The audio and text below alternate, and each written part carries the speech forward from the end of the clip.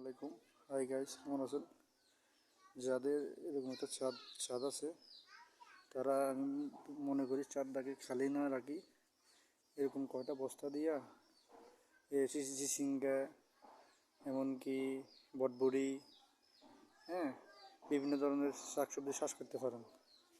হ্যাঁ, আমার আব্বু চাষ করছে এখন। এগুলো বৃষ্টি হয়েছে না, বন্যা হওয়ার কারণে কুমিল্লাতে এগুলো টানা বৃষ্টি হওয়ার কারণে গাছগুলো, বস্তাগুলো ছিঁড়ে গেছে। গাছ কিন্তু এখনো মরা না, বুঝছেন? গাছ কিন্তু এখনো মরে নাই। আপনাদের যাদের এরকম ছাদ বাগান আছে ভাই, তারা এরকম কটা বস্তা দিয়ে কিছু সবজি চাষ করতে পারেন ভাই। আর বিশেষ করে বস্তাগুলো আপনার আবার নতুন করে তৈরি করা হবে, তো কীভাবে গাছ লাগানো হয় আপনাদেরকে দেখাবো। আমার পাশে থাকবেন। ওকে, ধন্যবাদ। আমি নতুন করে একটা পেজ খুলছি ভাই, সবাই আমাকে ফলো করবেন। ওকে ভাই, আসসালামু আলাইকুম।